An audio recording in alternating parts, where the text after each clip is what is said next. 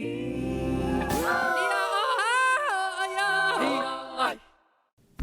U.S. is reportedly sending over 100 troops to Taiwan. I'm Rik Glauert for TaiwanPlus, here in Lviv, western Ukraine, as Russia's invasion of the country hits the one-year mark.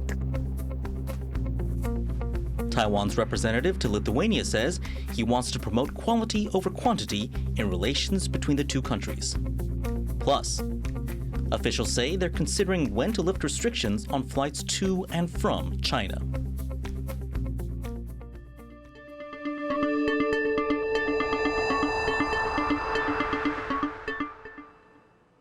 Hello and welcome to Taiwan Plus News. I'm Rik Glauert.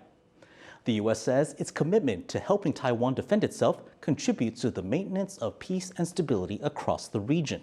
The statement comes after U.S. media reported that Washington plans to deploy between 100 and 200 troops to Taiwan in the coming months. Our reporter Jaime Ocon has this update. Over 100 U.S. troops may soon be on their way to Taiwan. That's according to a report by the Wall Street Journal. It would be the largest deployment of U.S. troops to Taiwan since Washington broke off diplomatic relations in the 1970s. The report cited officials close to the matter who say that the expansion of forces is part of a training program designed to enhance the combat readiness of Taiwanese troops. The news comes as China continues its military pressure around Taiwan. On Friday, Taiwan's defense ministry reported that in a span of 24 hours, 37 Chinese warplanes and 6 naval ships were operating around the country. Of that group, 12 planes entered Taiwan's air defense identification zone. And although this space isn't the country's sovereign territory, it's used as a buffer zone for military purposes. The latest news of U.S.-Taiwan military cooperation comes just days after reports that Taiwan's military would send almost 500 troops to the U.S. for training. Defense officials say it's all part of an effort to bolster Taiwan's combat readiness. Patrick Chen and Jaime Ocon for Taiwan Plus. For more on the significance of U.S.-Taiwan military exchanges, Jaime spoke to Blake Herzinger, a security expert at the American Enterprise Institute based in Singapore. Can you talk about the significance of U.S. troops in Taiwan helping to train Taiwan soldiers? I think the first thing to consider is that this is not new. This is an expansion of an activity that was already occurring and has been since at least 2022. Now, the significance of U.S. forces in Taiwan can never be necessarily understated. It is generally inflammatory toward cross-strait relations and U.S.-China relations. This is a high point of tensions between the U.S. and China. Xi Jinping going to Moscow to meet with Vladimir Putin. The U.S. is threatening to release intelligence regarding Chinese plans to start feeding weapons into the Ukraine war on Russia's side. So geopolitically, this placed into context is another inflammatory piece of kind of what's happening regionally. This report is highlighting that the United States will help Taiwan with tactics and weapons that could deter a Chinese invasion. What are these tactics? Taiwan once had a defense plan called the Overall Defense Concept, which called for a more asymmetric approach to defending their island, which would be more in line with this kind of porcupine strategy. Now, what we saw before that and presently is more of an emphasis on high-dollar, high-technology items like the Abrams tank, manned fighter jets, things like the indigenous submarine program. Now, these are not necessarily in step with an asymmetric plan for defending Taiwan. However, with U.S. inclusions in the last National Defense Authorization Act for fiscal year 23, there are a number of provisions in there for how the United States might better provide Taiwan with weapons to defend itself. And if the U.S. has those capabilities to provide weapons instead of relying on the old way of waiting for Taiwan to buy from the United States, now we can provide. That gives the U.S. more opportunities for shaping and maybe directing Taiwan back to that more asymmetric approach that fits a better plan for both to engage with. We've seen an increase in U.S. presence in Japan, the Philippines, and now Taiwan in the coming months. What does this say about the U.S.'s shift to Asia and trying to ensure security in the region? So what I think is the real important piece here is that regional allies are bringing the United States in more. Because, the United States, as you mentioned, this pivot to Asia, we've been trying that since 2008 with limited success. We've had regional partners like Philippines flirting with Beijing throughout that entire period. The US-Philippines alliance was on kind of a rocky foundation. And now you see President Marcos saying it would be very difficult for us to remain outside of a US-China conflict over Taiwan, and now pulling closer to their traditional security ally, the United States, and allowing that access into the northern reaches of Philippines. Japan doing the same, aggressively changing their defense footing to prepare for what they see as a very real possibility of conflict in their region over Taiwan. That was Jaime Ocon speaking with Blake Herzinger from the American Enterprise Institute in Singapore.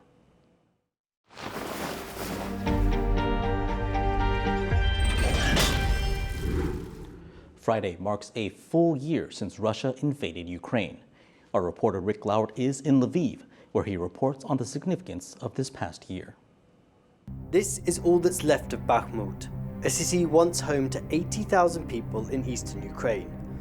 It's here that the longest battle of the Russian invasion is being fought. There are still residents hiding in the rubble of this city. 1 year into the war, Ukrainians here and across the country are still pushing back against their occupiers. In February last year, Russian President Vladimir Putin planned to take the capital, Kyiv, within 3 days. Ukraine was then looking to join the European Union and angling for a place in NATO. Red lines for the Russian president. Но Россия не может чувствовать себя в безопасности, развиваться, существовать с постоянной угрозой, исходящей из территории современной Украины. But Putin's forces are now bogged down in the country's east, and Ukraine's fight for freedom has become the world's battle. The international community has responded with humanitarian aid, sanctions on Russia, and weapons including heavy artillery and, most recently, tanks. Taiwan, a world leader in semiconductors, halted exports of sophisticated chips to Moscow and promised $50 million to help rebuild Ukraine. Leaders of the Western world have visited the besieged capital Kyiv and met with President Volodymyr Zelensky. Most recently, a surprise visit by US President Joe Biden. Putin thought Ukraine was weak and the West was divided. As you know, Mr. President, I said to you in the beginning, he's counting on us not sticking together. He was counting on the inability to keep NATO united. He was counting on us not to be able to bring in others on the side of Ukraine. He thought he could outlast us. I don't think he's thinking that right now. No matter who stands together with Kyiv, it is Ukraine's people that are suffering. The war has caused the greatest humanitarian crisis to hit Europe in decades. Putin's invasion has left 8,000 civilians dead and forced more than 8 million from their homes. A year in, and thousands of displaced people are still arriving in cities like Lviv, western Ukraine, fleeing the horrors of war in the east. Through those horrors, President Zelensky has filled the role of a strong and charismatic leader, ever championing his country's cause on the world stage and rallying his people. On the eve of the 1-year anniversary of the war, he remained steadfast. Схід дуже важко, болісно, але робимо все, щоб вистояти. Південь. На частині напрямків ситуація доволі небезпечна, але нашим воїнам є чим і як відповідати окупанту. Ukraine has surprised the world with its determination to defend its freedom with everything it's got. But Putin appears equally determined in his war of attrition. And if the battle rages for another year, how will any part of Ukraine remain unscathed? Rik Glauert in Lviv, Ukraine, for TaiwanPlus. To find out more about the situation in Kyiv on the war's anniversary, Rik spoke to Ina Sovsun, a Ukrainian lawmaker and the deputy leader of the Holos Party. So could you tell us the mood in Kyiv 1 year after Russia's invasion? Well, I think particularly in these days, marking 1-year anniversary of the big war, everybody is anxious, it's uncomfortable, and everybody is, of course, very much worried about what is to happen overnight. Will he try to missile bomb us again, and so on and so forth. But at the same time, we also, I think that, hey, we did it. We survived the whole year. And it's actually the president of the United States visiting Kyiv, not Putin. So I think that it also shows us that, hey, we could do so much more than the world expected us to do. And I think that is also a feeling here.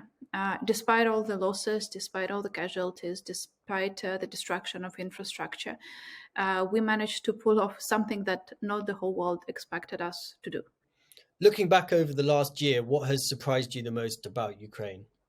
I think that the level to which people were committed to risk their lives, to do everything possible, starting from, of course, our military people, and ending up with some old lady in Sumy region on the east north of the country who was feeding Russian soldiers with the baked goods which were poisoned. Those are the real stories. You know, old ladies fighting against Russians the way they could, poisoning their food. So I think that this altogether is still surprising to me. How is that possible? Is that really who we are, and how come we didn't know that about ourselves? And it took this big war to realize this about ourselves. So this is what we learned, is that Ukrainian people can do wonders. Ukraine has surprised everyone by fending off Russia's invasion for a year now. Can Ukraine last another year? I am sure that we can. I am sure that what we have proven is that Ukrainian army can do wonders for several reasons. First of all, compared to Russian army, our soldiers have extremely high level of morale. They're fighting for their own lives. They're fighting for the lives of their families. They're fighting for their homes. Secondly, our generals are much smarter than Russians ones are. And thirdly, very important, we are using the weapons that we're getting from the West very wisely. The only question, the major question, is how many losses we will suffer on the way. And that is the major question. And that is where the process of supplying weapon to Ukraine comes very important. This is urgent need. The sooner we get more weapon, the sooner we would be able to kick Russians away from our territory, and the less lives we would lose. That was Rik Glauert speaking to Ukrainian lawmaker Ina Sovsun. China has called for peace talks and a ceasefire between Russia and Ukraine. China issued a 12-point proposal on Friday to end the conflict. It includes calling for the end of Western sanctions on Russia. Beijing is an ally of Moscow. China has refused to criticize the invasion of Ukraine and has said the West provoked the conflict. German magazine Der Spiegel reported on Thursday that Russia is in talks with a Chinese manufacturer to buy 100 suicide drones. The U.S. and other Western nations have warned China not to supply weapons to Russia for use in the conflict. Ukraine continues to push back against Russia's invasion, but its allies are worried about a potential ammunition shortage. As the U.S. ramps up military production, countries like Taiwan, which also rely on the U.S. for weapons, are concerned that this lack of munitions could impact them. Jaime Ocon reports. These Ukrainian soldiers are scrambling to defend against advancing Russian forces near the eastern Donbas region. Over the past month, fighting has intensified near the front line as Russia tried to make gains before the one-year anniversary of the war. Ukrainian troops say they've been firing their artillery non-stop. Крайній тиждень на даній позиції, як я знаходжусь, то середня кількість витрата боєприпасів становить в районі 100 снарядів плюс-мінус. Буває періодами і менше. U.S. intelligence shows that Ukraine has recently been firing roughly 4,000 of these artillery shells every day. In total, the U.S. has delivered over 1 million shells to Ukraine since the war started. NATO says there's little sign of Russia easing its offensive, and the need for more ammunition is putting a strain on production lines. So yes, things are happening, but we need to continue. We need to step up even more because there is a big need out there to provide Ukraine with ammunition. This is now becoming a grinding war of attrition, and a war of attrition is a war of logistics. While the fighting rages on in Ukraine, 9,000 kilometers away in the United States, munition plants are racing to replenish the dwindling ammunition supply. This factory in Scranton, Pennsylvania, is one of the largest producers of the 155mm shell. Defense officials say the U.S. produces roughly 14,000 of them every month. But during intense fighting, Ukrainian forces can use up that amount in just 48 hours. The U.S. Army just noted that they're ramping up production for artillery shells, which are not anywhere as complex as anti-ship missiles. And that production is going to ramp up, but it's going to take a couple years to do so. The U.S. is the largest producer of munitions in the world. But more advanced weapons, like Javelin anti-tank weapons or PAC-3 anti-air missiles and other long-range weapons, take much longer to produce. For a country like Taiwan, which relies heavily on the U.S. for military supplies, limited munitions production is a concern. Like Ukraine, Taiwan faces an authoritarian neighbor that is threatening to take it over by force. China claims Taiwan as its own, forcing the country to enhance its security. Experts say that for Taiwan, long-range anti-ship missiles would be the most important weapon to defend against a potential invasion. 非常非常的重要，台湾你就应该利用这个，就是台湾海峡这种地理条件，所以这个长程的这 anti-ship missile 就非常有战略意义。In a report from the Center for Strategic and International Studies, wargame experts say that if the U.S. were to come to Taiwan's aid in the event of an invasion, the Air Force's stockpile of these long-range weapons could be depleted in little more than a week. Defense experts in Taiwan say these projections could provide a valuable lesson for the country in terms of logistics, highlighting the importance of domestic arms production. 台湾也有大概就是1000个以上的存量，那同时从去年开始加速生产，因为台湾通过这 Extra Budget 就是要快速的生产这些飞弹，大概台湾每3天就可以生产一个 anti-ship missile， 所以对于台湾未来这个就是这些飞弹跟火炮弹的这个储存会更为就是说扩充，这样子可以把这个安全就是快速的增加。Ammunition shortages and difficulties in weapons logistics show how complex a conflict can be. As Taiwan continues to learn lessons from the war in Ukraine, it is once again reminded that its defense preparations are ultimately in its own hands. Patrick Chen and Jaime Okan for TaiwanPlus. Aside from Rik Glauert in Ukraine, TaiwanPlus reporter Leslie Liao is in Lithuania. China imposed economic sanctions on the country in 2021 after Vilnius allowed Taiwan to open a representative office there with the word Taiwanese in its name. Since then, Taiwan has made efforts to help offset Lithuania's economic losses for its decision. Leslie Liao spoke to Taiwan's representative to Lithuania to find out how Taipei is doing this. It's the name that stirred up diplomatic trouble. Now, because China claims Taiwan as part of its territory, whenever Taiwan opens up a new representative office or de facto embassy abroad, it can't put the name Taiwan in it. Instead, it'll go for something like Taipei Economic Cultural Representative Office. But that's not the case here in Vilnius, Lithuania, where the words Taiwanese Representative Office are on full display. Taiwan has never had a foreign mission with the word Taiwanese in it. The Lithuania office is the first of its kind, and as its head, Rik Huang is the first of his kind as well. China imposed economic sanctions on Lithuania for allowing the office to be set up. Huang understands there's pressure for Taiwan to make up for Lithuania's economic losses. But he says he's focused on providing quality over quantity. We do not aim to replace China. We would like to offer a higher quality, better supply chain for Lithuania. Huang says one way Taiwan is doing this is by sharing its cutting-edge technology with Lithuania. He says that Taiwan is comfortable sharing its know-how with Lithuania because of what the two countries hold in common. If Lithuania does not share the same value of democracy and human rights, freedom, rule of law with Taiwan, we are not going to share with that. Lithuanian officials, like Member of Parliament Arūnas Valinskas, seems pleased with Huang's efforts. He agrees the kind of partnership now blooming between Taiwan and Lithuania can only come from building trust. And for Taiwan to say, we are willing to trust you, Lithuanians, to such an extent that we're not just going to invest money to, obviously countries and people do it to make a profit, but also we're going to start sharing some technology with you. That is a sign of trust that is not easy to come by.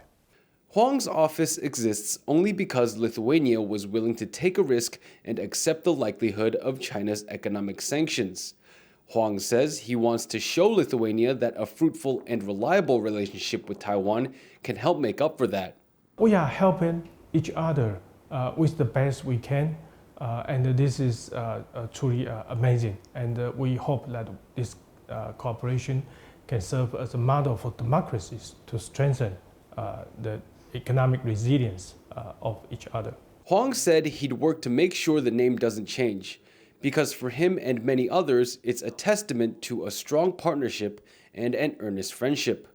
Leon Lien and Leslie Liao in Vilnius, Lithuania for TaiwanPlus. Officials here in Taiwan say they're looking at when to resume direct flights with China, and COVID-19 levels will be key to their decision. The local travel industry and some politicians are eager for flights to return to normal. John Van Trieste has more. A plane from China coming in to land at a Taiwanese airport. It's been a relatively rare sight over the past 3 years. Since the COVID-19 pandemic began, only 4 cities on the Chinese mainland have kept up direct air links with Taiwan. Now, with restrictions easing, some are asking when other routes will reopen. At the start of February, Beijing asked Taiwan to reopen air links with 16 more cities. Then last week, Beijing said its response to COVID had achieved what it called a major and decisive victory. It now says Taiwan's ruling China-wary Democratic Progressive Party, or DPP, is delaying in resuming regular flights. 民进党当局对两岸人员往来和交流呢，实行禁限封堵。 But Taiwan's Mainland Affairs Council says that's not the case. It says it's actively looking at reopening flight routes, and that China's COVID situation is still an important consideration. 没有所谓什么政治的考量或人为的限制哈，会不会有这个疫病的风险？航空业者的准备，它也需要一些时间，相关部门都很积极的在做评估了。 Some in Taiwan welcomed the idea of reopening air routes. Among them is the head of the main opposition Kuomintang, or KMT. The party wants a gradual reopening of transport links, the first step being phasing out rules on who can board ferries to and from China. 我们航点赶快增加观光客来台湾的这个管道。 But perhaps the most eager to see regular transport links reopen is Taiwan's travel industry. 那这600万人次呢？这个确实以目前开放4个航点，是绝对没有办法去支应的。希望政府在这个是权衡一些安全防疫的一个这个情况之下，能够这个做最大程度的一个开放。 Travel agents say the government should also put more effort into attracting visitors from all countries and do more to help an industry that has been hard hit by 3 difficult years of COVID. Howard Zhang and John Van Trieste for TaiwanPlus. Rice farmers in Taiwan's southern Tainan area are struggling through a water shortage. Taiwan's dry season runs from December to April, and a lack of rainfall last year has meant irrigation has been shut off for almost 2 months now. But is drought the full story? Sally Jensen went to visit the farmers to find out more.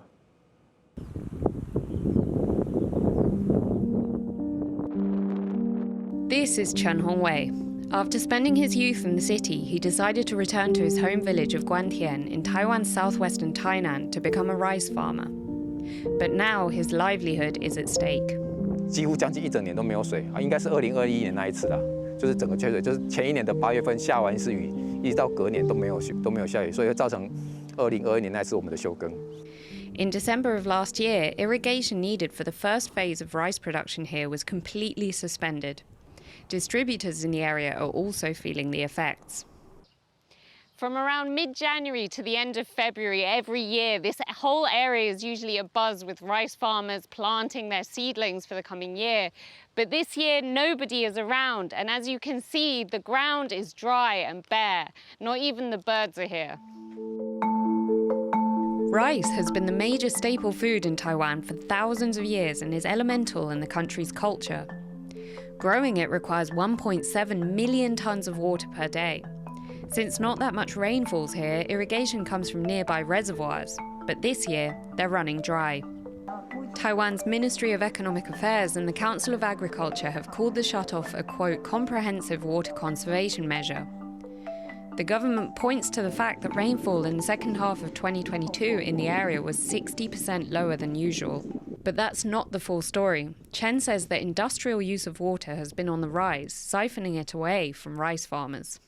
水这边就是水直接给南科，然后农业这边就没得用。水的情况看会到吃袂到啊。The Ministry of Economic Affairs says it's now imposing an extra water consumption fee on large industries during the dry season. 那耗水费是针对每个月用水9000度，也就是9000吨以上的用水大户来开征。那这个每一度的耗水费是课征3块钱。In addition, the Council of Agriculture is offering subsidies for the rice farmers affected by losses. But Chen thinks these measures are inadequate. He tells TaiwanPlus that the subsidies fall so far short of rice farmers' incomes that some have resorted to digging wells to get water from underground. 虽然说政府有给补助，可是我相信很多年轻的农民，他还是想说，我宁愿耕种，我不要去做零补助。对，因为刚才讲的那个补助没有办法全额拿到。The debate continues, but with rainfall a seemingly far off hope, rice farmers like Chen are preparing for another tough year ahead. Ethan Chen and Sally Jensen for TaiwanPlus. For the full version of the story, you can go to our website, TaiwanPlus.com. Thank you for watching Taiwan Plus News. Remember to download the Taiwan Plus app for more stories from Taiwan and around the world. Finally, check out these pieces by French artist Amour, who turns recycled plastic bottles into beautiful flowers. I'm Rik Glauert. Take care and see you next time.